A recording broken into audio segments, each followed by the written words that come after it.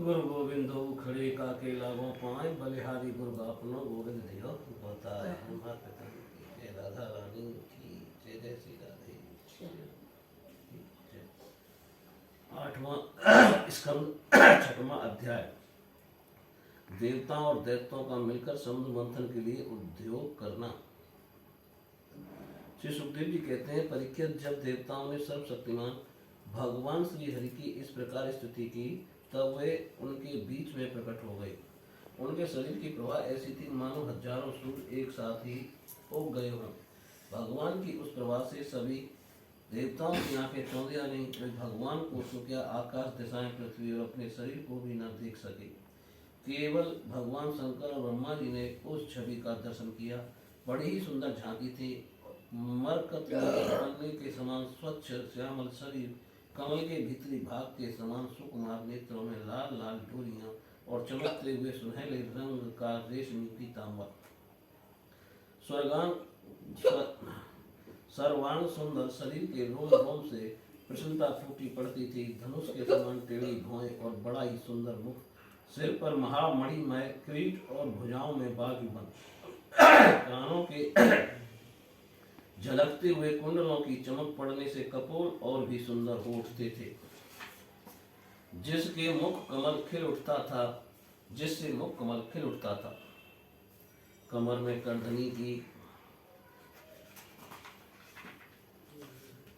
करधनी की लड़ियां, हाथों में कंगन, गले में हार और चरणों में नूपुर शोभायमान थे। बक्ष स्थल पर लक्ष्मी और गले में कौस्तुभ मणि तथा बनमाला शोभित थी। भगवान के निज अस्त्र सुदर्शन चक्र आदि मूर्तिमान होकर उनकी सेवा कर रहे थे। सभी देवताओं ने पृथ्वी पर गिरकर साष्टांग प्रणाम किया। फिर सारे देवताओं को साथ ले शंकर जी तथा ब्रह्मा जी परम पुरुष भगवान की स्तुति करने लगे। ब्रह्मा जी ने कहा, जो जन्म, स्थिति और प्रलय से कोई संबंध नहीं रखते, जो प्राकृतिक गुणों से रहित एवं मोक्ष स्वरूप परमानंद के महान समुद्र हैं, जो सूक्ष्म से सूक्ष्म है और जिनका स्वरूप अनंत है, उन पर ऐश्वर्यशाली प्रभु को हम लोग बार बार नमस्कार करते हैं। पुरुषोत्तम, अपना कल्याण चाहने वाले साधक वेदोक्त एवं पांच रात्रोक्त विधि से आपके इसी स्वरूप की उपासना करते हैं। मुझे भी रचने वाले प्रभु, आपके इस विश्वमय स्वरूप में मुझे समस्त देव गुणों के सहित तीनों लोक दिखाई दे रहे हैं। आप में ही पहले यह जगत लीन था, मध्य में भी यह आप में ही स्थित है और अंत में भी यह पुनः आप में ही लीन हो जाएगा। आप स्वयं कार्य कारण से परे स्वतंत्र हैं। आप ही इस जगत के आदि, अंत और मध्य हैं। वैसे ही जैसे घड़े का आदि, मध्य और अंत मिट्टी है, आप अपने ही आश्रय रहने वाली अपनी माया से इस संसार की रचना करते हैं और इसमें फिर से प्रवेश करके अंतर्यामी के रूप में विराजमान होते हैं। इसलिए विवेकी और शास्त्रज्ञ पुरुष बड़ी सावधानी से अपने मन को एकाग्र करके इन गुणों की विषयों की भीड़ में भी आपके निर्गुण स्वरूप का ही साक्षात्कार करते हैं। जैसे मनुष्य युक्ति के द्वारा लकड़ी से आग, गौ से अमृत के समान दूध, पृथ्वी से अन्न तथा जल और व्यापार से अपनी आजीविका प्राप्त कर लेते हैं, वैसे ही विवेकी पुरुष भी अपनी शुद्ध बुद्धि से भक्ति योग, ज्ञान योग आदि के द्वारा आपको इन विषयों में ही प्राप्त कर लेते हैं और अपनी अनुभूति के अनुसार आपका वर्णन भी करते हैं। कमलनाभ, जिस प्रकार दावाग्नि से झुलसता हुआ हाथी गंगा जल में डुबकी लगाकर सुख और शांति का अनुभव करने लगता है, वैसे ही आपके आविर्भाव से हम लोग परम सुखी और शांत हो गए हैं। स्वामी, हम लोग बहुत दिनों से आपके दर्शनों के लिए अत्यंत लालायित हो रहे थे। आप ही हमारे बाहर और भीतर के आत्मा हैं। हम सब लोकपाल जिस उद्देश्य से आपके चरणों की शरण में आए हैं, उसे आप कृपा करके पूर्ण कीजिए। आप सबके साक्षी हैं, अतः इस विषय में हम लोग आपसे और क्या निवेदन करें। प्रभु, मैं शंकर जी, अन्य देवता, ऋषि और दक्ष आदि प्रजापति सब के सब अग्नि से अलग हुई चिंगारी की तरह आपके ही अंश हैं और अपने को आपसे अलग मानते हैं। ऐसी स्थिति में प्रभु, हम लोग समझ ही क्या सकते हैं। ब्राह्मण और देवताओं के कल्याण के लिए जो कुछ करना आवश्यक हो, उसका आदेश आप ही दीजिए और आप वैसा स्वयं कर भी लीजिए। श्री सुखदेव जी कहते हैं, ब्रह्मा आदि देवताओं ने इस प्रकार स्तुति करके अपनी सारी इंद्रियां रोक लीं और सब बड़ी सावधानी के साथ हाथ जोड़कर खड़े हो गए। उनकी स्थिति सुनकर और उसी प्रकार उनके हृदय की बात जानकर भगवान मेघ के समान गंभीर वाणी से बोले, परीक्षित, समस्त देवताओं तथा जगत के एकमात्र स्वामी भगवान अकेले ही उनका सब कार्य करने में समर्थ थे। फिर भी समुद्र मंथन आदि लीलाओं के द्वारा विहार करने की इच्छा से देवताओं को संबोधित करके इस प्रकार कहने लगे। श्री भगवान ने कहा, ब्रह्मा, शंकर और देवताओं, तुम लोग सावधान होकर मेरी सलाह सुनो। तुम्हारे कल्याण का यही उपाय है। इस समय असुरों पर काल की कृपा है, इसलिए जब तक तुम्हारे अभ्युदय और उन्नति का समय नहीं आता, तब तक तुम दैत्य और दानवों के पास जाकर उनसे संधि कर लो। देवताओं, कोई बड़ा कार्य करना हो तो शत्रुओं से भी मेल मिलाप कर लेना चाहिए। यह बात अवश्य है कि काम बन जाने पर उनके साथ सांप और चूहे वाला बर्ताव कर सकते हैं। तुम लोग बिना विलंब के अमृत निकालने का प्रयत्न करो। उसे पी लेने पर मरने वाला प्राणी भी अमर हो जाता है। पहले क्षीर सागर में सब प्रकार के घास, तिनके, लताएं और औषधियां डाल दो। फिर तुम लोग मंदराचल की मथानी और अबास की नाग की नेति बनाकर मेरी सहायता से समुद्र मंथन करो। अब आलस्य और प्रमाद का समय नहीं है। देवताओं, विश्वास रखो, दैत्यों को तो मिलेगा केवल श्रम और कलेश, परंतु फल मिलेगा तुम्ही लोगों को। देवताओं, असुर लोग तुमसे जो चाहें सब स्वीकार कर लो। शांति से सब काम बन जाते हैं, क्रोध करने से कुछ नहीं होता। पहले समुद्र से कालकूट विष निकलेगा, उससे डरना नहीं और किसी भी वस्तु के लिए कभी भी लोभ न करना। पहले तो किसी वस्तु की कामना ही नहीं करनी चाहिए, परंतु यदि कामना हो तो वह पूरी ना हो तो क्रोध तो करना ही नहीं चाहिए।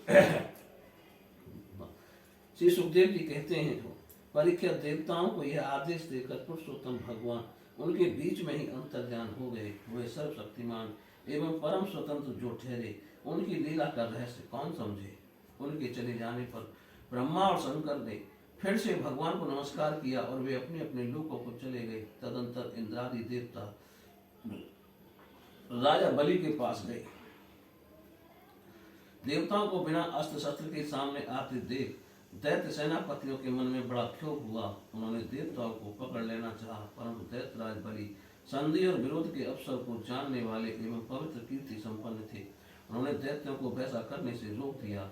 इसके बाद देवता लोग बलि के पास पहुंचे। बलि ने तीनों लोगों को जीत लिया था। वे समस्त संपत्तियों से सेवित एवं असुर सेनापतियों से सुरक्षित होकर अपने राज सिंहासन पर बैठे हुए थे।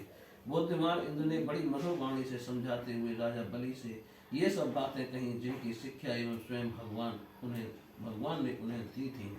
वह बात दैत्यराज बलि को जच गई। वहां बैठे हुए दूसरे सेनापति संबर, अरिष्ट नेमी और त्रिपुर निवासी असुरों को भी यह बात बहुत अच्छी लगी। तब देवता और असुरों ने आपस में संधि समझौता करके मित्रता कर ली और परीक्षित, वे सब मिलकर अमृत मंथन के लिए पूर्ण उद्योग करने लगे।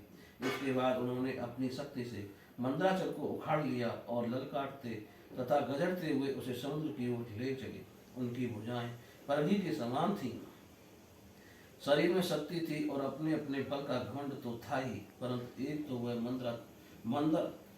मंदर पर्वत ही बहुत भारी था और उसे ले जाना भी बहुत दूर था। इससे इंद्र बलि आज सब के सब हार गए। जब वे किसी प्रकार भी मंदराचल को आगे न ले जा सके, तब विवश होकर उन्होंने उसे रास्ते में ही पटक दिया। वह सोने का पर्वत मंदराचल बड़ा भारी था। गिरते समय उसने बहुत से देवता और दानवों को चकनाचूर कर डाला। उन देवताओं और असुरों के हाथ, कमर और कंधे टूट गए थे, मन भी टूट गया। उनका भंग हुआ देखकर गरुड़ पर चढ़े हुए भगवान सहसा वहीं प्रकट हो गए। उन्होंने देखा कि देवता और असुर पर्वत के गिरने से पिस गए हैं, अतः उन्होंने अपनी अमृतमय दृष्टि से देवताओं को इस प्रकार जीवित कर दिया मानो उनके शरीर में बिल्कुल चोट ही न लगी हो। इसके बाद उन्होंने खेल ही खेल में एक हाथ से उस पर्वत को उठाकर गरुड़ पर रख लिया और स्वयं भी सवार हो गए। फिर देवता और असुरों के साथ उन्होंने समुद्र की यात्रा की। पक्षीराज गरुड़ ने समुद्र के तट पर पर्वत को उतार दिया। फिर भगवान के विदा करने पर गरुड़ जी वहां से चले गए। बोलिए श्री कृष्ण भगवान की जय। मंथन का आरंभ और भगवान शंकर का विस्फान।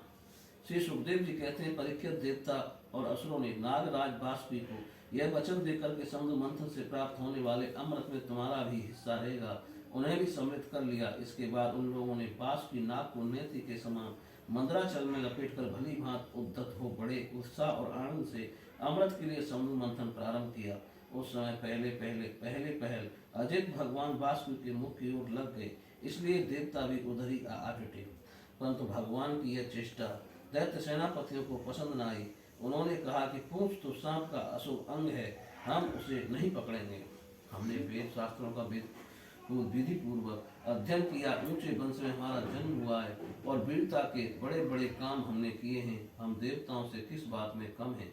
यह कहकर वे लोग चुपचाप एक ओर खड़े हो गए। उनकी यह मनोवृत्ति देखकर भगवान ने मुस्कुराकर बांसुरी का मुंह छोड़ दिया और देवताओं के साथ उन्होंने पूंछ पकड़ ली। इस प्रकार अपना अपना स्थान निश्चित करके देवता और असुर अमृत प्राप्ति के लिए पूरी तैयार से समुद्र मंथन करने लगे। परीक्षित, जब समुद्र मंथन होने लगा तब बड़े बड़े बलवान देवता और असुरों के पकड़े रहने पर भी अपने भार की अधिकता और नीचे कोई आधार न होने के कारण मदराचल समुद्र में डूबने लगा। इस प्रकार अत्यंत बलवान दैत्य के द्वारा अपना सब किया कराया मिट्टी में मिलते देख उनका मन टूट गया। सबके मुंह पर उदासी छा गई। उस समय भगवान ने देखा कि यह तो बिंदराज की करतूत है, इसलिए उन्होंने इसके निवारण का उपाय सोचकर अत्यंत विशाल एवं विचित्र कश्यप का रूप धारण किया और समुद्र के जल में प्रवेश करके मंदराचल को ऊपर उठा दिया। भगवान की शक्ति अनंत है, वे सत संकल्प हैं, उनके लिए यह कौन सी बड़ी बात है। देवता और असुरों ने देखा कि मंदराचल तो ऊपर उठाया है, तब वे फिर से समुद्र मंथन के लिए उठ खड़े हुए। उस समय भगवान ने जम्मू द्वीप के समान 1,00,000 योजन फैली हुई अपनी पीठ पर मंदराचल को धारण कर रखा था। परीक्षित, जब बड़े बड़े देवता और असुरों ने अपने बाहुबल से मंदराचल को प्रेरित किया, तब वह भगवान की पीठ पर घूमने लगा। अत्यंत शक्तिशाली आदि कश्यप भगवान को उस पर्वत का चक्कर लगाना ऐसा जान पड़ता था मानो कोई उनकी पीठ खुजला रहा हो। साथ ही समुद्र मंथन संपन्न करने के लिए भगवान ने असुरों में उनकी शक्ति और बल को बढ़ाते हुए असुर रूप से प्रवेश किया। वैसे ही उन्होंने देवताओं को उत्साहित करते हुए उनमें देव रूप से प्रवेश किया और बांस की नाक में निंद्रा के रूप से इधर पर्वत के ऊपर दूसरे पर्वत के समान बनकर सहस्त्र बाहु भगवान अपने हाथों से उसे दबाकर स्थित हो गए।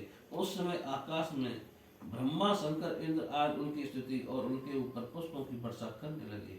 इस प्रकार भगवान ने पर्वत के ऊपर उसको दबा रखने वाले के रूप में, नीचे उसके आधार कष्ट के रूप में, देवता और असुरों के शरीर में उनकी शक्ति के रूप में, पर्वत में दृढ़ता के रूप में और नेति बने हुए बांस की नाक में निंद्रा के रूप में, जिससे उसे कष्ट न हो, प्रवेश करके सब ओर से सबको शक्ति संपन्न कर दिया। अब वे अपने बल से मद से उन्मत्त होकर मदराचल के द्वारा बड़े वेग से समुद्र मंथन करने लगे। उस समय समुद्र और उसमें रहने वाले मगर, मछली आदि जीव क्षुब्ध हो गए। नागराज वासुकी के हजारों कठोर नेत्र, मुख और श्वासों से विष की आग निकलने लगी। उनके धुएं से पौलौन, काले, बलि, इलवल आदि असुर निस्तेज हो गए। उस समय वे ऐसे जान पड़ते थे मानो दावानल से झुलझे हुए साखू के पेड़ खड़े हों। देवता भी उससे न बच सके। वासुकी के श्वास की लपटों से उनका भी तेज फीका पड़ गया। वस्त्र, माला, कवच एवं मुख धूमिल हो गए। उनकी यह दशा देखकर भगवान की प्रेरणा से बादल देवताओं के ऊपर वर्षा करने लगे एवं वायु समुद्र की तरंगों का स्पर्श करके शीतलता और सुगंधि का संचार करने लगे। इस प्रकार देवता और असुरों के समुद्र मंथन करने पर भी जब अमृत न निकला, तब स्वयं अजित भगवान समुद्र मंथन करने लगे। मेघ के समान सांवले शरीर पर सुनहला पीतांबर, कानों में बिजली के समान चमकते हुए कुंडल, सिर पर लहराते रुमाले बाल, नेत्रों में लाल लाल रेखाएं और गले में बनमाला सुशोभित हो रही थी। संपूर्ण जगत को अभय दान करने वाले अपने विश्व विजयी भुजदंडों से बांस की नाक को पकड़कर तथा कर्म रूप से पर्वत को धारण कर जब भगवान मंदराचल की मथानी से समुद्र मंथन करने लगे, उस समय वे दूसरे पर्वत राज के समान बड़े ही सुंदर लग रहे थे। जब अजित भगवान ने इस प्रकार समुद्र मंथन किया, तब समुद्र में बड़ी खलबली मच गई। मछली, मगर, सांप और कछुए भयभीत होकर ऊपर आ गए और इधर उधर भागने लगे। तिमी, तिमिंगिल आदि मत्स्य, समुद्री हाथी और ग्राह व्याकुल हो गए। उसी समय पहले पहल हलाहल नाम का अत्यंत उग्र विष निकला। वह अत्यंत उग्र विष दिशा दिशा में ऊपर नीचे सर्वत्र उड़ने और फैलने लगा। उस असह्य विष से बचने का कोई उपाय भी तो न था, भयभीत होकर संपूर्ण प्रजापति के किसी के द्वारा ऋण न मिलने पर भगवान सदाशिव की शरण में गए। भगवान शंकर सती के साथ कैलाश पर्वत पर विराजमान थे। बड़े बड़े ऋषि मुनि उनकी सेवा कर रहे थे। वे वहां तीनों लोगों के अभ्युदय और मोक्ष के लिए तपस्या कर रहे थे। प्रजापतियों ने उनका दर्शन करके उनकी स्तुति करके उन्हें प्रणाम किया। प्रजापतियों ने भगवान शंकर की स्तुति की। देवताओं के आराध्य देव महादेव, आप समस्त प्राणियों के आत्मा और उनके जीवन दाता हैं। हम लोग आपकी शरण में आए हैं। त्रिलोकी को भस्म करने वाले और इस उग्र विष से आप हमारी रक्षा कीजिए। सारे जगत को बांधने और मुक्त करने में एकमात्र आप ही समर्थ हैं। इसलिए विवेकी पुरुष आपकी ही आराधना करते हैं, क्योंकि आप शरणागत की पीड़ा नष्ट करने वाले एवं जगत गुरु हैं। प्रभु अपनी गुणमयी शक्ति से इस जगत की सृष्टि, स्थिति और प्रलय करने के लिए आप अनंत एक रस होने पर भी ब्रह्मा विष्णु शिव आदि नाम धारण कर लेते हैं। आप स्वयं प्रकाश हैं। इसका कारण यह है कि आप परम रहस्यमय ब्रह्म तत्व हैं। जितने भी देवता, मनुष्य, पशु, पक्षी आदि सत अथवा असत चराचर प्राणी हैं, उनको जीवन दान देने वाले आप ही हैं। आपके अतिरिक्त सृष्टि भी और कुछ नहीं है, क्योंकि आप आत्मा हैं। अनेक शक्तियों के द्वारा आप ही जगत रूप में भी प्रतीत हो रहे हैं, क्योंकि आप ईश्वर हैं, सर्वसमर्थ हैं। समस्त वेद आपसे ही प्रकट हुए हैं, इसलिए आप समस्त ज्ञानों के मूल स्रोत स्वतः सिद्ध ज्ञान हैं। आप ही जगत के आदि कारण, महतत्व और त्रिविध अहंकार हैं, एवं आप ही प्राण, इंद्रिय, पंच महाभूत तथा शब्द आदि विषयों के भिन्न भिन्न स्वभाव और उनके मूल कारण हैं। आप स्वयं ही प्राणियों की बुद्धि और ह्रास करने वाले काल हैं, उनका कल्याण करने वाले यज्ञ हैं, एवं सत्य और मधुर वाणी है। धर्म भी आपका ही स्वरूप है। आप ही ओम इन तीनों अक्षरों से युक्त प्रणव हैं, अथवा त्रिगुणात्मिका प्रकृति है, ऐसा वेदवाही महात्मा कहते हैं। सर्वदेव स्वरूप अग्नि आपका मुख है। तीनों लोकों के अभ्युदय करने वाले शंकर, यह पृथ्वी आपका चरण कमल है। आप अखिल देव स्वरूप हैं। यह काल आपकी गति है। दिशाएं कान हैं, वरुण रसेंद्रिय हैं, आकाश नाभि है, वायु है, सूर्य नेत्र है और जल वीर है। आपका अहंकार नीचे ऊंचे सभी जीवों का आश्रय है। चंद्रमा मन है और प्रभु स्वर्ग आपका सिर है। वेद स्वरूप भगवान समुद्र आपकी कोख है। पर्वत हड्डियां हैं। सब प्रकार की औषधियां और घास आपके रोम है। गायत्री आदि छंद आपको सातों धातु हैं और सभी प्रकार के धर्म आपके हृदय हैं। स्वामिन सद्धो जातादि 5 उपनिषद ही आपके तत्पुरुष अघोर, सद्धो जात, वामदेव और ईशान नामक 5 मुख हैं। उन्हीं के पदच्छेद से 38 कलात्मक मंत्र निकले हैं। आप सब समस्त प्रपंच से उपरत होकर अपने स्वरूप में स्थित हो जाते हैं। तब उसी स्थिति का नाम होता है शिव। वास्तव में वही स्वयं प्रकाश परमार्थ तत्व है। अधर्म की दंभ, लोभ आदि तरंगों में आपकी छाया है। विविध प्रकार की सृष्टि होती है। वे सत्व, रज और तम आपके 3 नेत्र हैं। प्रभु गायत्री आदि छंद रूप सनातन वेद ही आपका विचार है, क्योंकि आप ही सांख्य आदि समस्त शास्त्रों के रूप में स्थित हैं और उनके कर्ता भी है। भगवान आपका परम ज्योतिर्मय स्वरूप स्वयं ब्रह्म है। उसमें ना तो रजोगुण, तमोगुण और एवं सतगुण है और ना किसी प्रकार का भेदभाव ही। आपके उस स्वरूप को सारे लोकपाल, यहाँ तक कि ब्रह्मा, विष्णु और देवराज इंद्र भी नहीं जान सकते। आपने कामदेव, दक्ष के यज्ञ, त्रिपुरासुर और कालकूट विष, जिसको आप अभी अवश्य पी जाएंगे, और अनेक जीव द्रोही असुरों को नष्ट कर दिया है। परंतु ये कहने से आपकी कोई स्थिति नहीं होती, क्योंकि प्रलय के समय आपका बनाया हुआ ये विश्व आपके ही नेत्र से निकली हुई आपकी चिंगारी एवं लपट से जलकर भस्म हो जाता है, और आप इस प्रकार ध्यान मग्न रहते हैं कि आपको इसका पता ही नहीं चलता। जीवन मुक्त आत्मा राम पुरुष अपने हृदय में आपके युगल चरणों का ध्यान करते रहते हैं, तथा आप स्वयं भी निरंतर ज्ञान और तपस्या में लीन रहते हैं। फिर भी सती के साथ रहते देखकर जो आपको आसक्त एवं शमशानवासी होने के कारण उग्र अथवा निष्ठुर बतलाते हैं, वे मूर्ख आपकी लीलाओं का रहस्य भला क्या जाने। उनका वैसा कहना निर्लज्जता से भरा है। इस कार्य और कारण रूप जगत से परे माया है और माया से भी अत्यंत परे आप हैं। इसलिए प्रभु आपके अनंत स्वरूप का साक्षात ज्ञान प्राप्त करने में सहसा ब्रह्मा आदि भी समर्थ नहीं होते, फिर स्तुति तो कर ही कैसे सकते हैं। ऐसी अवस्था में उनके पुत्रों के पुत्र हम लोग कह ही क्या सकते हैं। फिर भी अपनी शक्ति के अनुसार हमने आपका कुछ गुणगान किया है। हम लोग तो केवल आपके इसी लीला बिहारी रूप को देख रहे, आपके परम स्वरूप को हम नहीं जानते। महेश्वर यद्यप आपकी लीलाएं अव्यव्य हैं, फिर भी संसार का कल्याण करने के लिए आप व्यक्त रूप से भी रहते हैं। श्री सुखदेव जी कहते हैं, परीक्षित, प्रजा का यह संकट देखकर समस्त प्राणियों के अकारण बंधु देवादिदेव भगवान शंकर के हृदय में कृपावश बड़ी व्यथा हुई। उन्होंने अपनी प्रिया सती से यह बात कही। शिव जी ने कहा, देवी, ये बड़े खेद की बात है। देखो तो सही, समुद्र मंथन से निकले हुए कालकूट विष के कारण प्रजा पर कितना बड़ा दुख आ पड़ा है। ये बेचारे किसी प्रकार अपने प्राणों की रक्षा करना चाहते हैं। इस समय मेरा यह कर्तव्य है कि मैं इन्हें निर्भय कर दूं। जिनके पास शक्ति सामर्थ्य है, उनके जीवन की सफलता इसी में है कि वे दीन दुखियों की रक्षा करें। सज्जन पुरुष अपने क्षण भंगुर प्राणों की बलि देकर भी दूसरे प्राणियों की प्राण की रक्षा करते हैं। कल्याणी अपने ही मोह की माया में फंसकर संसार के प्राणी मोहित हो रहे हैं और एक दूसरे से बैर की गांठ बांधे बैठे हैं।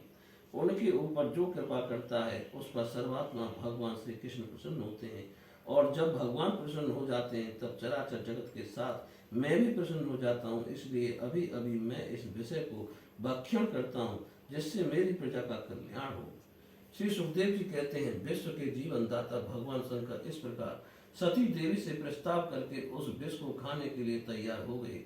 देवी तो उनका प्रभाव जानती ही थी। उन्होंने हृदय से इस बात का अनुमोदन किया। भगवान शंकर बड़े कृपालु हैं, उन्हीं की शक्ति से समस्त प्राणी जीवित रहते हैं। जो उन्होंने उस तीव्र हलाहल विष को अपनी हथेली पर उठाया और भक्षण कर गए। वह विष जल का पाप मल था। उसने वह विष जल का पाप मल था। उसने शंकर जी पर भी अपना प्रभाव प्रकट कर दिया। उससे उनका कंठ नीला पड़ गया, परंतु वह तो प्रजा का कल्याण करने वाले भगवान शंकर के लिए भूषण रूप हो गया। परोपकारी सज्जन प्राय प्रजा का दुख टालने के लिए स्वयं दुख झेला ही करते हैं, परंतु ये दुख नहीं है। यह तो सबके हृदय में विराजमान भगवान की परम आराधना है। देवादिदेव भगवान शंकर सबकी कामना पूर्ण करने वाले हैं। उनका यह कल्याणकारी अद्भुत कर्म सुनकर संपूर्ण प्रजा दक्ष कन्या सती ब्रह्मा जी और स्वयं विष्णु भगवान भी उनकी प्रशंसा करने लगे। जिस समय भगवान शंकर विश्राम कर रहे थे, उस समय उनके हाथ से थोड़ा सा विष टपक पड़ा था। उसे बिच्छू, सांप तथा अन्य विषैले जीवों ने एवं विषैली औषधियों ने ग्रहण कर लिया। बोलिए श्री कृष्ण भगवान की। समुद्र से अमृत का प्रकट होना और भगवान का मोहिनी अवतार ग्रहण करना। श्री सुखदेव जी कहते हैं, इस प्रकार जब भगवान शंकर विष पी लिया, तब देवता और असुरों को बड़ी प्रसन्नता हुई। वे फिर नए उत्साह से समुद्र मथने लगे। तब समुद्र से कामधेनु प्रकट हुई। वह अग्निहोत्री की सामग्री उत्पन्न करने वाली थी, इसलिए ब्रह्म लोक तक पहुंचाने वाले यज्ञ के लिए उपयोगी पवित्र घी, दूध आदि प्राप्त करने के लिए ब्रह्मादि ऋषियों ने उसे ग्रहण किया। उसके बाद उच्च श्रवा नाम का घोड़ा निकला। वह चंद्रमा के समान श्वेत वर्ण का था। बलि ने उसे लेने की इच्छा प्रकट की। इंद्र ने उसे नहीं चाहा, क्योंकि भगवान ने उन्हें पहले से ही सिखा रखा था। तदंतर रावत नाम का श्रेष्ठ हाथी निकला। उसके बड़े बड़े 4 दांत थे, जो उज्जवल वर्ण कैलाश की शोभा को भी मात करते थे। तत्पश्चात कौसुभ नामक पदम राग मणि समुद्र से निकली। उस मणि को अपने हृदय में धारण करने के लिए अजित भगवान ने लेना चाहा। परीक्षित, इसके बाद स्वर्ग लोक की शोभा बढ़ाने वाला कल्प वृक्ष निकला। यह याचकों की इच्छाएं इनकी इच्छित वस्तु देकर उसे ही पूर्ण करता रहता है, जैसे पृथ्वी पर तुम सबकी इच्छाएं पूर्ण करते हो। तत्पश्चात अप्सराएं प्रकट हुई। वे सुंदर वस्त्रों से सुसज्जित एवं गले में स्वर्ण हार पहने हुए थीं। वे अपनी मनोहर चाल और विलास भरी चित्रवन से देवताओं को सुख पहुंचाने वाली हुई। इसके बाद शोभा की मूर्ति स्वयं भगवती लक्ष्मी देवी प्रकट हुई। वे भगवान की नित्य शक्ति हैं। उनकी बिजली के समान चमकीली छटा से दिशाएं जगमगा उठी। उनके सौंदर्य, औदार्य, यौवन, रूप, रंग और महिमा से सबका चित्त खिंच गया। देवता, असुर, मनुष्य सभी ने चाहा कि ये हमें मिल जाएं। स्वयं इंद्र अपने हाथों उनके बैठने के लिए बड़ा विचित्र आसन ले आए। श्रेष्ठ नदियों ने मूर्तिमान होकर उनके अभिषेक के लिए सोने के घड़ों में भर भर कर पवित्र जल ला दिया। पृथ्वी ने अभिषेक के योग सब औषधियां दी। गौ ने पंचगव्य और बसंत ऋतु ने चैत्र वैशाख में होने वाले सब फूल फल उपस्थित कर दिए। इन सामग्रियों से ऋषियों ने विधि पूर्वक उनका अभिषेक संपन्न किया। गंधर्वों ने मंगलमय संगीत की तान छेड़ दी। नर्तिकाएं नाच नाच कर गाने लगी। बादल सदे होकर मृदंग, डमरू, ढोल, नगारे, नरसिंगे, शंख, वेणु और बीड़ा बड़े जोर से बजाने लगे। तब भगवती लक्ष्मी देवी हाथ में कमल लेकर सिंहासन पर विराजमान हो गई। दिग्गजों ने जल से भरे कलशों से उनका स्नान कराया। उस समय ब्राह्मण गण वेद मंत्रों का पाठ कर रहे थे। समुद्र ने पीले रेशमी वस्त्र उनको पहनने के लिए दिए। वरुण ने ऐसी वैजंती माला समर्पित की जिसकी मधुमय सुगंध से भौरे मत वाले हो गए थे। प्रजापति विश्वकर्मा ने भांति भांति के गहने, सरस्वती ने मोतियों का हार, ब्रह्मा जी ने कमल और नागों ने 2 कुंडल समर्पित किए। इसके बाद लक्ष्मी जी ब्राह्मणों के स्वस्तयन पाठ कर चुकने पर अपने हाथों में कमल की माला लेकर उसे सर्वगुण संपन्न पुरुष के गले में डालने चली। माला के आसपास उसकी सुगंध से मत वाले हुए भौरे गुंजार रहे थे। उस समय लक्ष्मी जी की मुख की शोभा अवर्णनीय हो रही थी। सुंदर कपोलों पर कुंडल लटक रहे थे। लक्ष्मी जी कुछ लज्जा के साथ मंद मंद मुस्कुरा रही थी। उनकी कमर बहुत पतली थी। दोनों स्तन बिल्कुल सटे हुए और सुंदर थे। उन पर चंदन और केसर का लेप किया हुआ था। जब वह इधर उधर चलती थी तब उनके पायजेब से बड़ी मधुर झनकार निकलती थी। ऐसा जान पड़ता था मानो कोई सोने की लता इधर उधर घूम रही हो। वे चाहती थीं कि मुझे कोई निर्दोष और समस्त उत्तम गुणों से नित्य युक्त अविनाशी पुरुष मिले तो मैं उसे अपना आश्रय बनाऊं, वर्ण करूं। परंतु गंधर्व, यज्ञ, असुर, सिद्ध, चारण, देवता आदि में कोई भी वैसा पुरुष उन्हें ना मिला। वे मनी मन सोचने लगी कि कोई तपस्वी तो है, परंतु उन्होंने क्रोध पर विजय नहीं प्राप्त की है। इन्हीं में ज्ञान तो है, परंतु वे पूरे अनासक्त नहीं है। कोई हैं जो बड़े महत्वशाली, परंतु वे काम को नहीं जीत सके। इन्हीं में ऐश्वर्य भी बहुत है, परंतु वे ऐश्वर्य ही किस काम का जब उन्हें दूसरों का आश्रय लेना पड़ता है। इन्हीं में धर्माचरण तो है, परंतु प्राणियों के प्रति वे प्रेम का पूरा बर्ताव नहीं करते। त्याग तो है, परंतु केवल त्याग ही तो मुक्ति का कारण नहीं है। किन्हीं में वीरता तो अवश्य है, परंतु वे भी काल के पंजे से बाहर नहीं है। अवश्य ही कुछ महात्माओं में वेश्या शक्ति नहीं है, परंतु वे तो निरंतर अद्वैत समाधि में ही तल्लीन रहते हैं। किसी ऋषि ने आयु तो बहुत लंबी प्राप्त कर ली है, परंतु उनका शील मंगल भी मेरे योग्य नहीं है। किन्हीं में शील मंगल भी है, परंतु उनकी आयु का कुछ ठिकाना नहीं। अवश्य ही किन्हीं में दोनों ही बातें हैं, परंतु वे अमंगल वेश में रहते हैं। रहे एक भगवान विष्णु, उनमें सभी मंगल में गुण नित्य निवास करते हैं, परंतु वे मुझे चाहते ही नहीं। इस प्रकार सोच विचार कर अंत में श्री लक्ष्मी जी ने अपने चिर अभीष्ट भगवान को ही वर के रूप में चुना, क्योंकि उनमें समस्त सद्गुण नित्य निवास करते हैं। प्राकृतिक गुण उनका स्पर्श नहीं कर सकते और अणिमा आदि समस्त गुण उनको चाह करते हैं, परंतु वे किसी की भी अपेक्षा नहीं रखते। वास्तव में लक्ष्मी जी के एकमात्र आश्रय भगवान ही है, इसी से उन्होंने उन्हीं को वर्ण किया। लक्ष्मी जी ने भगवान के गले में वह नवीन कमलों की सुंदर माला पहना दी, जिसके चारों ओर झुंड के झुंड मत वाले मधुकर गुंजा रहे थे। इसके बाद लज्जापूर्ण मुस्कान और प्रेमपूर्ण चितवन से अपने निवास स्थान उनके वक्ष स्थल को देखती हुई वे उनके पास ही खड़ी हो गई। जगत पिता भगवान ने जगत जननी समस्त संपत्तियों की अधिष्ठात्र देवता श्री लक्ष्मी जी को अपने वक्ष स्थल पर ही सर्वदा निवास करने का स्थान दिया। लक्ष्मी जी ने वहां विराजमान होकर अपनी करुणावरी चितवन से तीनों लोकपति और अपनी प्यारी प्रजा की अभिवृद्धि की। उस समय शंख, तुरही, मृदंग आदि बाजे बजने लगे। गंधर्व अप्सराओं के साथ नाचने गाने लगे। इससे बड़ा भारी शब्द होने लगा। ब्रह्मा, रुद्र, अंगिरा आदि सब प्रजापति पुष्प वर्षा करते हुए भगवान के गुण स्वरूप और लीला आदि के यथार्थ वर्णन करने वाले मंत्रों से उनकी स्तुति करने लगे। देवता प्रजापति और प्रजा सभी लक्ष्मी जी की कृपा दृष्टि से शील आज उत्तम गुणों से संपन्न होकर बहुत सुखी हो गए। परीक्षित, इधर जब लक्ष्मी जी ने दैत्य और दानवों की उपेक्षा कर दी, तब वे लोग निर्बल, उद्योग रहित, निर्लज्ज और लोभी हो गए। इसके बाद समुद्र मंथन करने पर कमल नयनी कन्या के रूप में वाणी देवी प्रकट हुई। भगवान की अनुमति से दैत्यों ने उसे ले लिया। तदंतर महाराज देवता और असुरों ने अमृत की इच्छा से जब और भी समुद्र मंथन किया, तब उसमें से एक अत्यंत अलौकिक पुरुष प्रकट हुआ।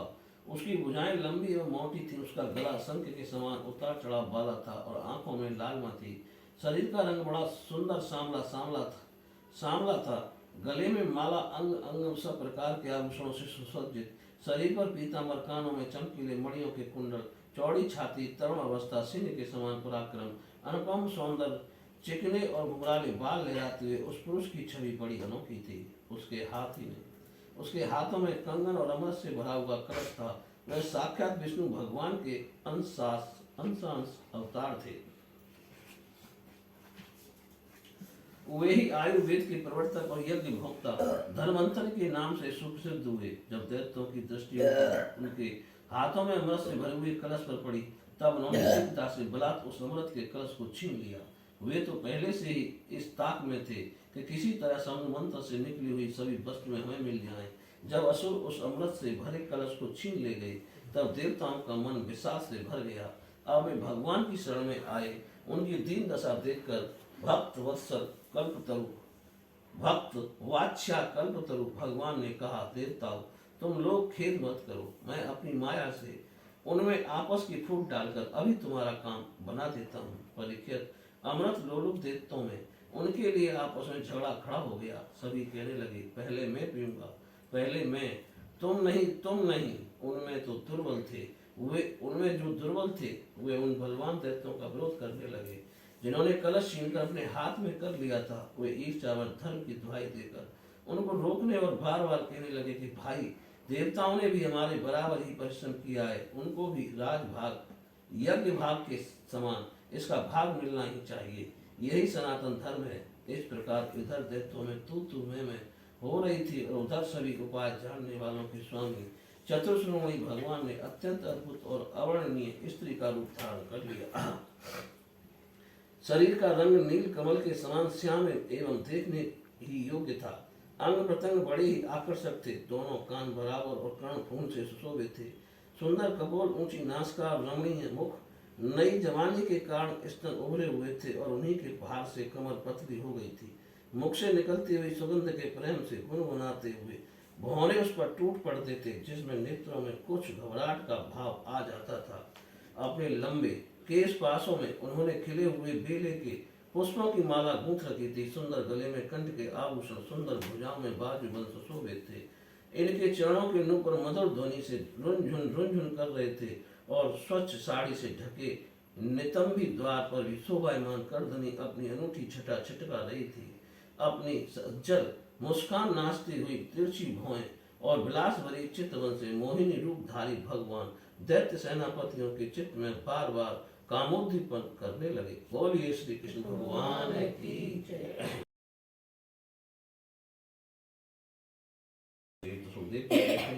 परीक्षित, असुर आपस के सद्भाव और प्रेम को छोड़कर एक दूसरे की निंदा कर रहे थे और डाकू की तरह एक दूसरे के हाथ से अमृत का कलश छीन रहे थे।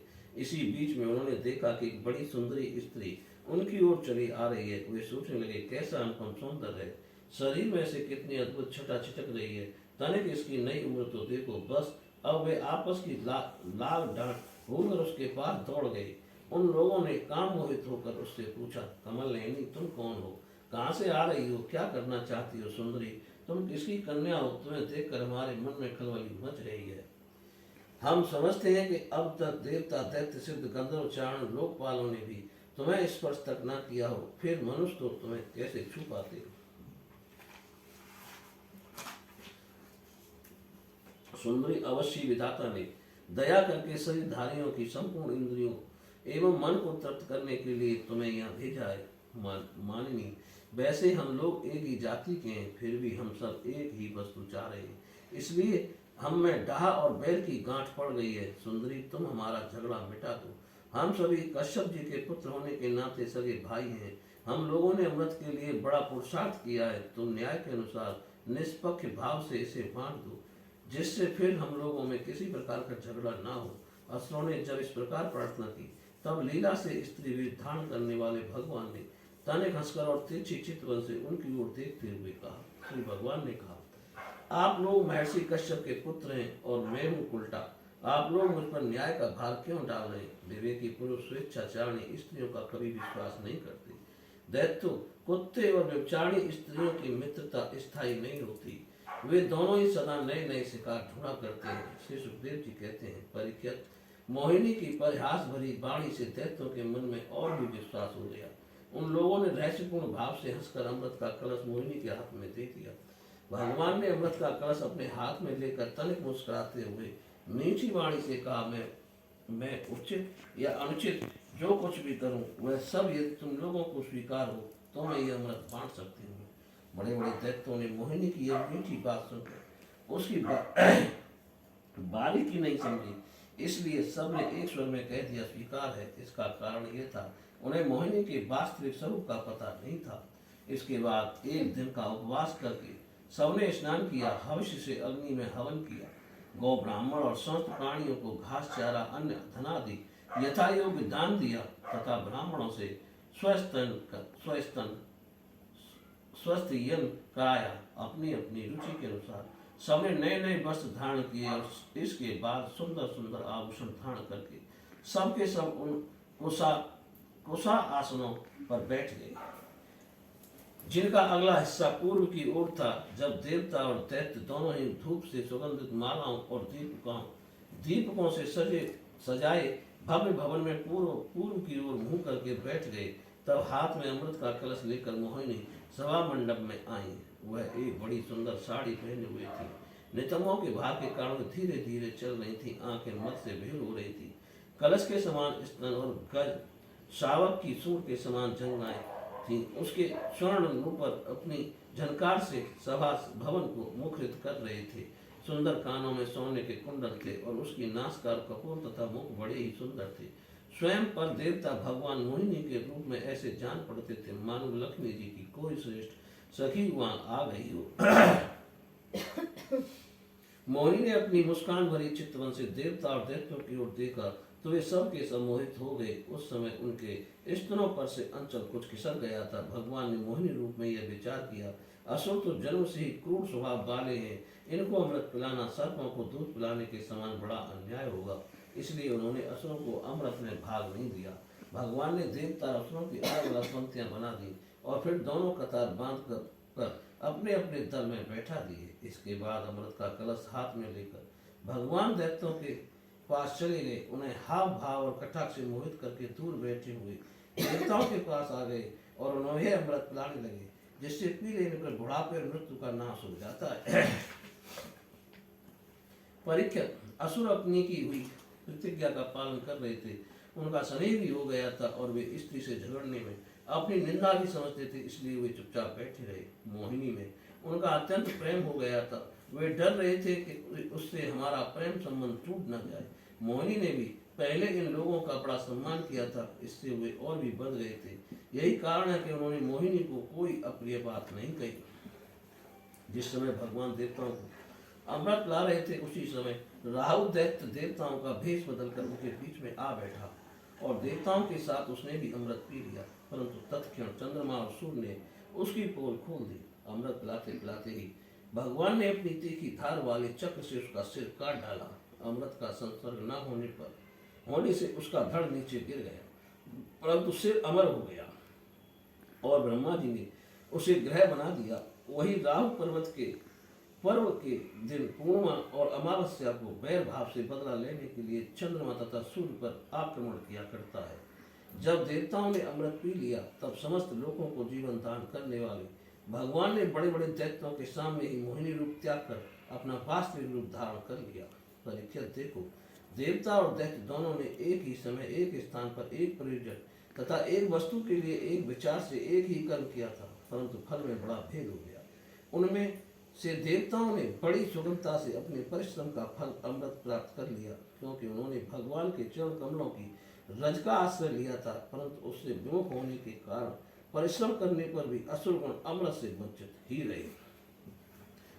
मनुष्य अपने प्राण, धन, कर्म, मन और वाणी आदि से शरीर एवं पुत्र आदि के लिए जो कुछ करता है वह व्यर्थ ही होता है, क्योंकि उसके मूल में भेद बुद्धि बनी रहती है।